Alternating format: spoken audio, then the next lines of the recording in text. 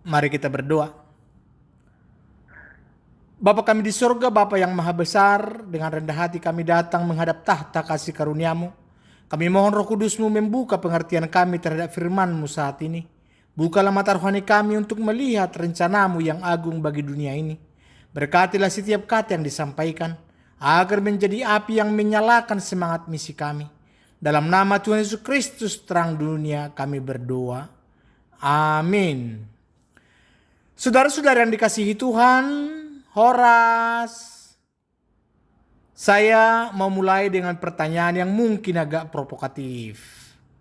Menurut saudara, apakah Allah hanya peduli kepada orang Kristen saja? Apakah Allah hanya mengasihi orang yang sudah percaya kepadanya? Atau apakah Allah punya rencana yang lebih besar, rencana yang meliputi seluruh dunia? Hari ini kita akan membuka salah satu nubuat paling indah dalam Alkitab Perjanjian Lama. Ini adalah nubuat dari Nabi Zakaria, seorang nabi yang hidup sekitar 520 tahun sebelum Kristus. Pada masa ketika bangsa Israel baru saja kembali dari pembuangan di Babel. Dan dalam nubuat yang pendek ini, karena hanya ada 4 ayat, kita akan melihat visi Allah yang luar biasa. Keselamatan bukan hanya untuk satu bangsa, tapi untuk semua bangsa-bangsa.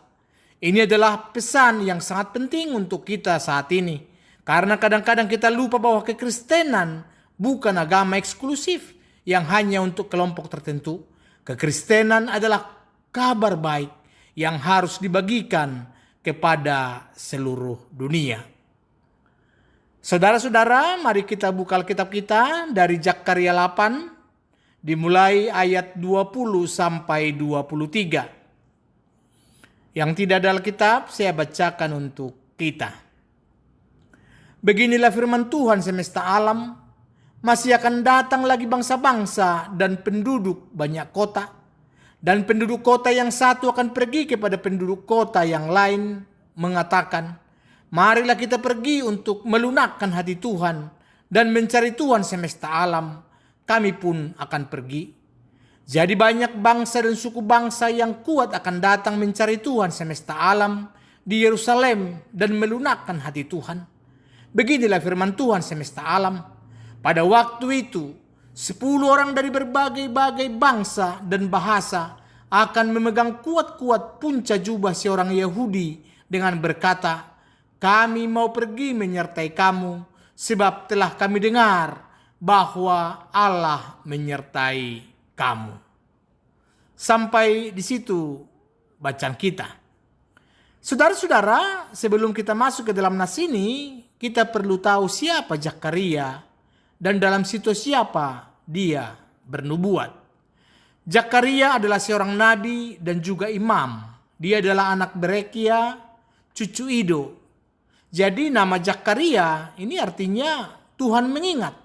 Dan memang itu tema besar dari nubuat-nubuatnya. Zakaria dia bernubuat pada masa yang sama dengan Nabi Hagai. Itu sekitar tahun 520 sampai 518 sebelum Masehi. Ini adalah masa yang sangat penting dalam sejarah Israel. Kalau kita lihat konteks sejarah, ini pada tahun 586 sebelum Masehi, itu Babel menghancurkan Yerusalem. Bait Allah yang megah yang dibangun Salomo itu dibakar habis. Tembok kota diruntuhkan. Dan yang paling menyedihkan, rakyat Israel dibawa sebagai tawanan ke Babel.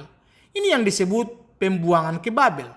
Mereka tinggal di Babel selama 70 tahun. Bayangkan 70 tahun, 3 generasi. Kakek dibawa sebagai tawanan, lahir anak, lahir cucu, ini semuanya di tanah asing. Tetapi pada tahun 538 sebelum Masehi, terjadi sesuatu yang luar biasa.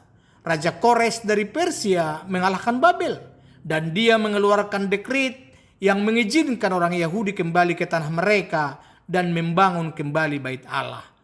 Jadi ini pada tahun 537 sebelum Masehi, bahwa gelombang pertama orang Yahudi itu kurang lebih 50.000 orang kembali ke Yerusalem di bawah pimpinan Zerubabel dan Yosua sang imam besar. Tetapi ketika mereka sampai di Yerusalem, yang mereka temukan sudah sangat memprihatinkan. Kota dalam reruntuhan, tentu tembok hancur, rumah-rumah porak-poranda, bait Allah masih rata dengan tanah, itu tinggal puing-puing. Musuh di sekitar mereka, ada bangsa-bangsa di sekitar Yerusalem tidak suka mereka kembali. Lalu ekonomi mereka sangat sulit, panen gagal, kekeringan terjadi, akhirnya menimpa mereka kemiskinan. Mereka mulai membangun kembali bait Allah, tapi kemudian berhenti karena intimidasi dari musuh-musuh mereka. Itu kurang lebih selama 16 tahun pembangunan terhenti. Bait Allah masih dalam keadaan rusak. Dan disinilah Allah mengutus 2 nabi, yaitu Hagai dan Zakaria. Peran Zakaria di sini atau kita lihat dulu deh, Nabi Hagai dia fokus pada pesan praktis, bangun bait Allah, jangan prioritaskan rumahmu sendiri sementara rumah Tuhan masih hancur. Tetapi Nabi Zakaria di sisi lain memberi pesan yang lebih visioner. Dia memberi mereka harapan, dia memberi mereka visi tentang masa depan yang mulia.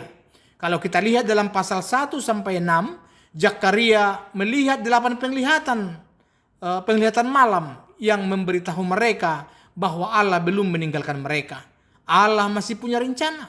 Tapi di dalam pasal 7 dan 8, Zakaria memberikan pesan tentang pentingnya keadilan, belas kasihan, dan ketaatan.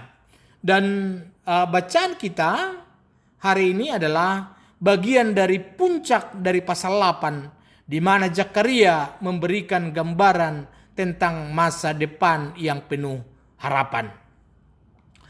Sekarang kalau kita lihat pasal 8 itu dengan formula beginilah firman Tuhan semesta alam. Ini muncul 7 kali dalam pasal ini. Ini menunjukkan bahwa ini bukan kata-kata Zakaria, tapi benar-benar firman Tuhan. Dan setiap kali formula ini muncul diikuti dengan janji yang indah. Ada Allah cemburu karena Sion. Lalu Allah akan kembali ke Sion. Yerusalem akan penuh dengan orang tua dan anak-anak. Allah akan menyelamatkan umatnya. Pembangunan bait Allah akan selesai. Allah akan memberkati mereka.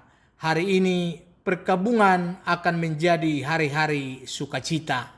Dan kemudian sampailah kepada bacaan kita hari ini yang puncaknya dikatakan bangsa-bangsa akan datang mencari Tuhan. Sekarang kita masuk ke ayat 20 dan 21 ya. Tadi begini firman Tuhan. Beginilah firman Tuhan semesta alam, masih akan datang lagi bangsa-bangsa dan penduduk banyak kota. Dan penduduk kota yang satu akan pergi kepada penduduk kota yang lain mengatakan, marilah kita pergi untuk melunakkan hati Tuhan dan mencari Tuhan semesta alam, kami pun akan pergi. Yang pertama kan kita lihat dikatakan kata-kata pembuka yang sangat penting. Masih akan datang lagi. Artinya ini adalah nubuat tentang masa depan. Ini belum terjadi pada zaman Zakaria. Ini adalah janji tentang apa yang akan Allah lakukan. Pada masa Zakaria, ini situasinya sangat suram. Mereka adalah minoritas kecil yang lemah. Mereka dikelilingi oleh bangsa-bangsa yang memusuhi mereka. Bait Allah masih setengah jadi, ekonomi mereka masih buruk. Tapi Allah berkata, tunggu, situasi ini tidak akan selamanya. Masih akan datang sesuatu yang luar biasa. Ini adalah pesan harapan bagi mereka yang sedang putus asa. Saudara-saudara, kadang-kadang kita melihat situasi gereja atau situasi rohani di sekitar kita dan kita pesimis. Semakin sedikit yang ke gereja, semakin banyak anak muda yang meninggalkan iman, semakin sulit memberitakan Injil. Saudara-saudara, Tapi ingat kata-kata ini, masih akan datang lagi. Di sini Allah belum selesai, bahwa rencana Allah belum berakhir. Yang terbaik masih akan datang. Lalu dikatakan bangsa-bangsa dan penduduk banyak kota. Kata bangsa-bangsa di sini dalam bahasa Ibrani adalah goyim atau amim. Ini merujuk kepada bangsa-bangsa non-Yahudi, bangsa-bangsa kafir, orang-orang yang bukan Israel. Dan bukan hanya satu bangsa, tapi dikatakan bangsa-bangsa. Ini jamak, artinya banyak bangsa.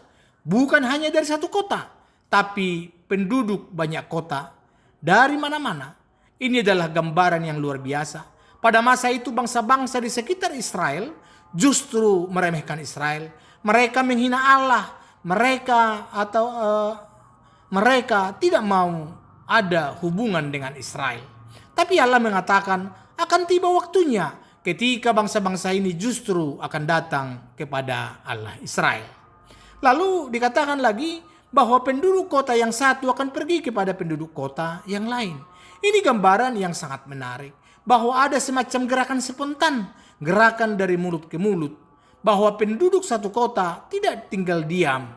Mereka pergi ke kota lain dan mengajak, marilah kita pergi. Jadi ini bukan gerakan yang dipaksakan. Ini bukan hasil dari perang atau penaklukan. Ini adalah gerakan yang sukarela, gerakan yang lahir dari kerinduan hati. Jadi ini seperti ketika saudara menemukan rumah makan yang enak sekali. Anda tidak bisa nyimpan informasi itu untuk diri sendiri. Lalu Anda langsung berkata, telepon teman, "Hei, kamu harus coba rumah makan ini. Aduh, enak banget. Ayo, nanti kita ke sana lah ya." Begitu juga dengan orang-orang yang sudah menemukan Allah. Mereka tidak bisa diam. Mereka harus beritahu orang lain. Lalu selanjutnya dikatakan, untuk melunakkan hati Tuhan dan mencari Tuhan semesta alam. Di sini ada dua tujuan yang disebutkan. Yang pertama, melunakkan hati Tuhan. Kata melunakkan di dalam bahasa Ibrani adalah calah pene, yang secara harafiah berarti membuat wajah menjadi anggun atau mencari perkenan. Ini adalah bahasa yang digunakan untuk seseorang yang datang memohon belas kasihan. Ini adalah sikap yang rendah hati, yang mengakui kebutuhan. Jadi bangsa-bangsa ini datang bukan dengan sombong, bukan dengan merasa mereka berhak, tapi dengan rendah hati, dengan mengakui mereka butuh Allah. Lalu yang kedua, mencari Tuhan semesta alam. Di sini kata mencari adalah daras, yang artinya mencari dengan sungguh-sungguh, menyelidiki, bertanya. Ini bukan sekedar mencari informasi tentang Allah. Ini adalah mencari untuk berjumpa dengan Allah sendiri. Dan perhatikan gelar yang digunakan, Tuhan semesta alam. Atau di dalam bahasa Ibrani, YHWH Sefaot, Tuhan yang memiliki segala tentara. Ini adalah gelar yang menekankan kedaulatan dan kuasa Allah. Allah bukan dewa lokal yang hanya berkuasa di satu tempat, tapi Dia adalah Tuhan atas seluruh alam semesta. Lalu yang selanjutnya dikatakan, kami pun akan pergi. Ini kalimat penutup yang sangat kuat. Setelah mengajak orang lain, orang ini menyatakan komitmennya sendiri. Dikatakan, kami pun akan pergi. Dia tidak hanya menyuruh orang lain pergi, dia sendiri juga pergi. Dia tidak hanya juru bicara, tapi dia adalah pelaku. Saudara-saudara, ini adalah prinsip penting dalam pekabaran Injil. Kita tidak bisa hanya mengajak orang lain datang kepada Tuhan kalau kita sendiri tidak datang kepada Tuhan. Kita tidak bisa berkata kamu harus berdoa kalau kita sendiri tidak berdoa. Kita tidak bisa berkata kamu harus baca Alkitab kalau kita sendiri tidak baca Alkitab. Kita tidak bisa berkata kamu harus ke gereja kalau kita sendiri malas ke gereja. Tapi dikatakan kami pun akan pergi. Ini adalah kunci kesaksian yang efektif. Sekarang kita lihat ayat 22 ya, banyak bangsa yang kuat akan datang. Ayat 22 berkata, Jadi banyak bangsa dan suku-suku bangsa yang kuat akan datang mencari Tuhan semesta alam di Yerusalem dan melunakkan hati Tuhan. Yang kita lihat pertama, banyak bangsa. Ya, bangsa-bangsa yang kuat. Ayat 22 ini adalah intensifikasi dari ayat 20-21. Jadi bukan hanya bangsa-bangsa, tapi banyak bangsa. Bukan hanya bangsa-bangsa biasa, tapi bangsa-bangsa yang kuat. Kalau di dalam bahasa Ibrani, kata kuat adalah atsum, yang artinya kuat, perkasa, banyak jumlahnya, sangat berpengaruh. Ini merujuk kepada bangsa-bangsa besar. Tentu seperti Mesir, seperti Asyur, Babel, Persia, bangsa-bangsa yang punya kekuatan militer, ekonomi, dan politik. Kalau di zaman Zakaria, Israel adalah bangsa kecil yang lemah. Mereka tidak punya tentara yang kuat. Mereka tidak punya ekonomi yang besar. Mereka tidak punya pengaruh politik. Tapi Allah berjanji bahwa suatu hari nanti, bahkan bangsa-bangsa yang kuat akan datang mencari Dia. Ini seperti kita orang Batak yang jumlahnya tidak seberapa dibandingkan dengan suku-suku besar di Indonesia. Tapi tiba-tiba jadi pusat perhatian dunia. Cina datang belajar dari kita, Amerika datang minta nasihat dari kita, Rusia datang mencari hikmat dari kita. Wah, itu kan luar biasa. Tapi begitulah yang dijanjikan Allah kepada Israel. Bukan karena Israel hebat, tapi karena Allah yang bersama Israel itu sangat hebat. Yang kedua, akan datang untuk mencari Tuhan semesta alam di Yerusalem. Perhatikan di Yerusalem. Yerusalem ini adalah kota Allah. Yerusalem adalah tempat bait Allah. Yerusalem adalah pusat ibadah kepada Tuhan. Tapi pada zaman Zakaria, Yerusalem masih dalam reruntuhan. Bait Allah belum selesai dibangun. Namun Allah berjanji bahwa suatu hari Yerusalem akan menjadi pusat penyembahan bagi seluruh dunia. Bangsa-bangsa tidak akan lagi menyembah dewa-dewa mereka. Mereka akan datang ke Yerusalem untuk menyembah Tuhan semesta alam. Ini kalau dalam penafsiran ada dua cara kita bisa memahami nubuat ini. Yang pertama adalah penggenapan harfiah di masa depan. Jadi sebagian penafsir percaya bahwa ini akan benar-benar terjadi di masa yang akan datang. Ketika Kristus datang kedua kali dan mendirikan kerajaannya, pada saat itu Yerusalem secara harfiah akan menjadi pusat penyembahan. Yang kedua, ini penggenapan rohani melalui gereja. Jadi sebagian penafsir ini percaya bahwa ini sudah digenapi secara rohani melalui gereja. Jadi Yerusalem tidak lagi merujuk kepada kota geografis, tapi kepada umat Allah. Gereja yang terdiri dari orang-orang dari segala bangsa. Saya pribadi percaya bahwa kedua pengertian ini ya benar. Ada penggenapan rohani sekarang melalui gereja dan akan ada penggenapan final di masa depan. Yang jelas inti pesannya adalah Allah akan menarik bangsa-bangsa kepadanya. Ayat 23, ini 10 orang akan memegang jubah seorang Yahudi. Ayat 23 berkata, beginilah firman Tuhan semesta alam. Pada waktu itu 10 orang dari berbagai bangsa-bangsa dan bahasa akan memegang kuat-kuat punca jubah seorang Yahudi dengan berkata, kami mau pergi menyertai kamu, sebab telah kami dengar bahwa Allah menyertai kamu. Ini adalah ayat yang paling dramatis, yang paling penuh makna dalam nas kita. Dikatakan yang pertama pada waktu itu. Kalimat pada waktu itu ini menunjukkan bahwa ini adalah masa yang spesifik. Masa ketika Allah menggenapi janji-janjinya. Jadi dalam konteks kitab Zakaria, waktu itu adalah zaman mesianik. Zaman ketika Mesias datang dan membawa keselamatan. Bagi kita yang percaya kepada Yesus, kita tahu bahwa waktu itu sudah dimulai ketika Yesus datang pertama kali. Dan akan mencapai puncaknya ketika Yesus datang kedua kali. Lalu selanjutnya dikatakan 10 orang. Angka 10 di dalam Alkitab sering melambangkan kelengkapan atau jumlah yang banyak. Tapi di sini 10 mungkin juga punya makna yang lebih spesifik. Dalam tradisi Yahudi dibutuhkan minimal 10 orang laki-laki dewasa atau minyan ya kalau disebut di sana untuk bisa mengadakan ibadah di sinagog. Jadi 10 orang di sini mungkin berarti jumlah yang cukup untuk membentuk jemaat. Lalu selanjutnya dikatakan dari berbagai-bagai bangsa dan bahasa. Ini menekankan keuniversalan dari nubuat ini. Bukan hanya dari satu bangsa, tapi dari segala bangsa. Bukan hanya satu bahasa, tapi pelbagai bahasa. Ini gambaran tentang diversitas yang luar biasa. Allah akan memanggil orang-orang dari setiap suku, setiap bahasa, setiap bangsa.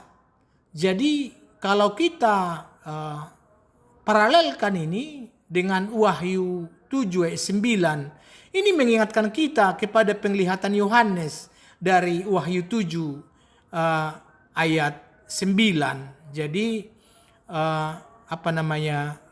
epistel kita dari Wahyu 7 ini ya. Ayat 9 mengatakan, kemudian daripada itu aku melihat sesungguhnya suatu kumpulan besar orang banyak yang tidak dapat terhitung banyaknya dari segala bangsa dan suku dan kaum dan bahasa berdiri di hadapan tahta dan di hadapan Anak Domba. Jadi Zakaria melihat visi yang sama dengan Yohanes, visi tentang umat Allah yang terdiri dari semua bangsa. Lalu selanjutnya dikatakan akan memegang kuat-kuat punca jubah seorang Yahudi. Ini adalah gambaran yang sangat ini penuh emosi.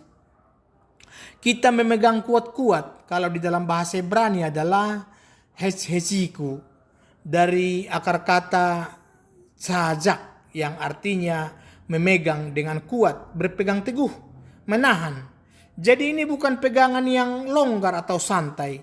Ini pegangan yang desperate, pegangan yang serius, pegangan yang tidak mau melepaskan. Lalu punca jubah, ini bagian bawah jubah, bagian yang terumbai. Kalau dalam budaya Timur Tengah, memegang punca jubah seseorang adalah tindakan yang menunjukkan kerendahan hati dan permohonan yang sungguh-sungguh. Ini seperti seorang yang berlutut dan memegang kaki seseorang sambil memohon.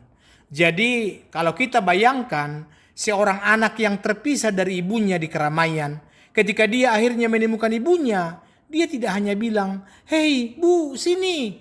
Tidak, tapi dia langsung peluk ibunya, pegang bajunya kuat-kuat, tidak mau dilepaskan. Begitu juga dengan bangsa-bangsa ini. Mereka sudah lama tersesat, sudah lama mencari, dan ketika akhirnya mereka menemukan jalan kepada Allah, mereka berpegang kuat-kuat. Mereka tidak mau melepaskan. Lalu kami mau pergi menyertai kamu. Kata-kata ini menunjukkan keinginan yang kuat untuk bergabung dengan umat Allah. Jadi mereka tidak berkata ceritakan sedikit tentang Allahmu. Mereka tidak berkata beritahu kami tentang agamamu. Mereka berkata kami hendak ikut dengan kamu. Ini adalah komitmen total. Ini adalah keputusan untuk menjadi bagian dari umat Allah. Lalu yang selanjutnya dikatakan, sebab telah kami dengar bahwa Allah menyertai kamu. Inilah alasan mereka. Inilah adalah motivasi mereka. Bukan karena mereka tertarik dengan budaya Yahudi. Bukan karena mereka kagum dengan Yerusalem. Tapi karena mereka mendengar bahwa Allah menyertai umatnya. Kata mendengar ini menunjukkan bahwa ada kesaksian yang menyebar. Ada cerita yang beredar tentang bagaimana Allah menyertai umatnya. Dan kesaksian ini begitu kuat sampai-sampai bangsa-bangsa dari jauh datang mencari. Saudara-saudara, apakah hidup kita memberikan kesaksian bahwa Allah menyertai kita? Apakah orang-orang di sekitar kita bisa melihat perbedaan dalam hidup kita? Apakah mereka bisa berkata ada sesuatu yang berbeda dengan orang ini? Ada Allah yang menyertai dia. Sekarang mari kita lihat bagaimana nubuat Zakaria ini digenapi. Yang pertama, penggenapan awal, yaitu masa perjanjian lama. Ini sudah ada beberapa penggenapan awal ya dari nubuat ini. Misalnya kalau kita lihat di kitab Ester, kita baca bahwa banyak orang dari bangsa-bangsa lain menjadi orang Yahudi. Itu kalau kita baca di Ester 8 ayat 17 ya. Karena mereka takut kepada Allah Israel. Lalu di 1 Raja-Raja 10, di sini kita baca tentang Ratu Seba yang datang dari jauh untuk mendengarkan hikmat Salomo dan untuk menyembah Allah Israel. Tapi ini hanya penggenapan parsial, penggenapan yang sejati tentu datang melalui Kristus. Yang kedua, penggenapan utama itu melalui Yesus Kristus dan gereja. Jadi yang pertama adalah Yesus, orang Yahudi yang sejati. Kalau dalam nas kita dikatakan bahwa 10 orang akan memegang jubah seorang Yahudi. Siapa seorang Yahudi ini? Secara ultima ini adalah Yesus Kristus. Jadi Yesus adalah orang Yahudi. Dia lahir dari Maria. Dia adalah keturunan Daud dari suku Yehuda. Dan melalui Yesus bangsa-bangsa datang kepada Allah. Karena itu kita lihat di Yohanes 12 ayat 32 dikatakan, dan apabila aku ditinggikan dari bumi, aku akan menarik semua orang datang kepadaku. Jadi tentu kita tahu bahwa Yesus ditinggikan di kayu salib. Dan dari sana dia menarik semua orang dari segala bangsa kepadanya. Lalu yang kedua, gereja. Ini penggenapan nubuat. Kalau kita lihat pada hari Pentakosta, itu di Kisah Para Rasul 2, ketika Roh Kudus turun, ada orang-orang dari segala bangsa di bawah kolong langit yang mendengar pemberitaan Injil dalam bahasa mereka masing-masing.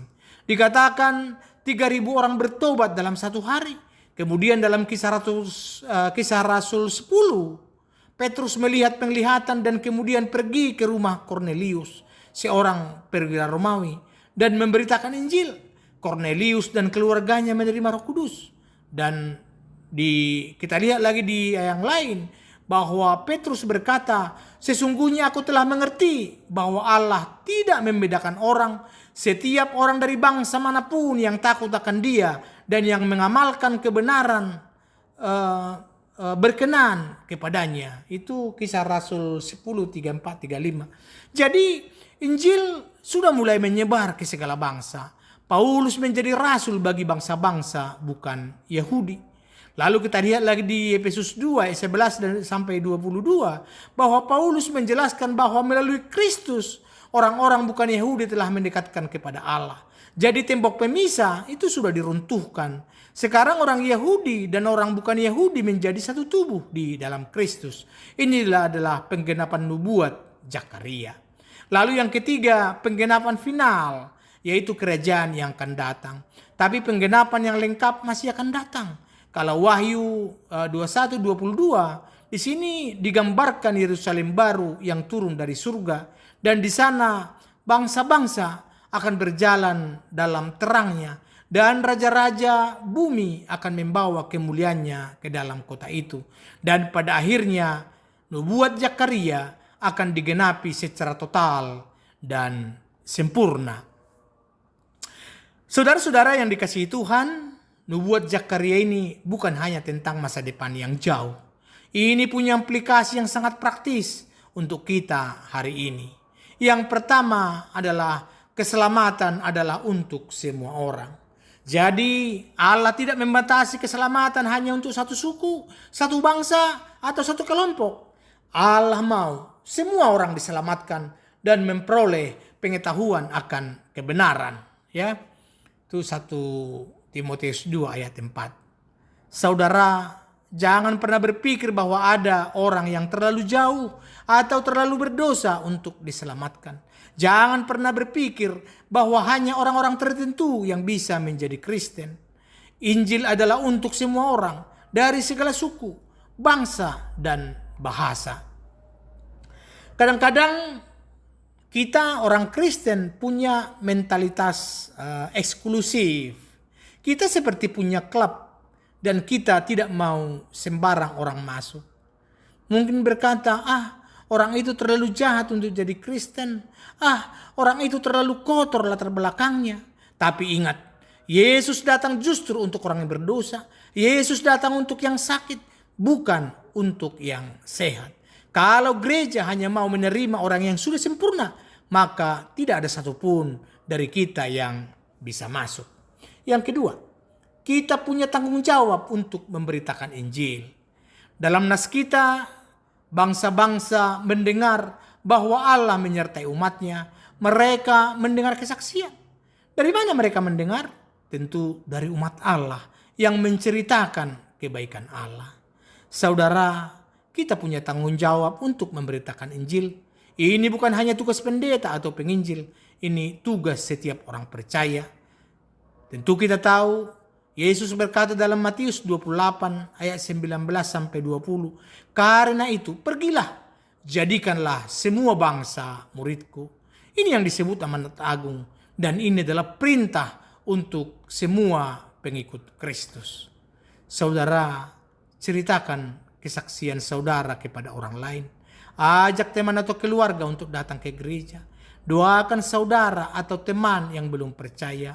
Dukung pekerjaan misi, baik dengan doa, tenaga, atau dana. Jika Tuhan memanggil, pertimbangkan untuk menjadi misionaris. Yang ketiga, hidup kita harus mencerminkan bahwa Allah menyertai kita. Mengapa bangsa-bangsa mau datang? Karena mereka melihat dan mendengar bahwa Allah menyertai umatnya. Kalau hidup kita tidak berbeda dengan orang dunia, mengapa mereka mau datang? Kalau kita mengaku Kristen tapi hidup kita penuh dusta, korupsi, kejahatan, siapa yang mau ikut? Saudara, hidup kita harus menjadi kesaksian. Bukan kesaksian yang sempurna. Kita semua punya kelemahan. Tetapi kesaksian yang otentik bahwa Allah benar-benar bekerja di dalam hidup kita. Saya pernah mendengar kisah seorang pengusaha Kristen di Jakarta. Dia bukan pengusaha besar, tapi dia terkenal sangat jujur. Suatu kali ada kesempatan untuk mendapat kontrak besar, tapi dia harus menyuap. Dia menolak. Meskipun itu berarti kehilangan kesempatan besar. Beberapa tahun kemudian, perusahaan yang memenangkan kontrak itu bangkrut karena korupsi. Dan orang-orang mulai datang kepada pengusaha Kristen tadi karena mereka tahu dia bisa dipercaya. Bahkan ada beberapa yang bertanya, apa rahasiamu? Mengapa kamu bisa segitu jujur di tengah dunia yang korup? Dan dia menjawab, karena saya takut kepada Allah. Saya lebih takut mengecewakan Allah daripada kehilangan uang. Beberapa orang kemudian bertobat karena kesaksian hidupnya. Itulah yang dimaksud dengan Allah menyertai kamu. Yang keempat, gereja harus menjadi tempat di mana bangsa-bangsa merasa diterima. Di dalam nas kita, bangsa-bangsa datang dan ingin bergabung dengan umat Allah. Pertanyaannya, apakah gereja kita tempat yang ramah bagi pendatang baru? Apakah kita menerima orang yang berbeda latar belakang dengan kita?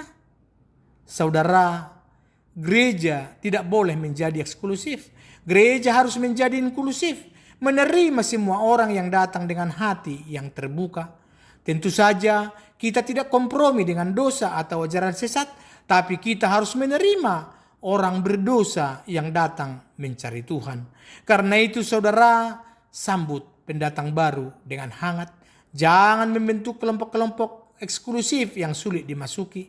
Hargai perbedaan budaya dan latar belakang. Bantu orang baru untuk merasa menjadi bagian dari keluarga Allah. Yang kelima, kita harus berdoa untuk pertobatan bangsa-bangsa. Zakaria melihat visi ini dan dia menuliskannya, tapi tentu dia juga berdoa untuk penggenapannya.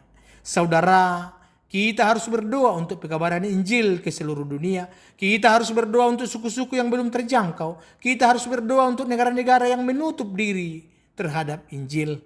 Saudara, adopsi satu negara atau suku untuk didoakan secara konsisten. Ikuti perkembangan pekerjaan misi di berbagai tempat. Dukung misionaris dengan doa yang spesifik.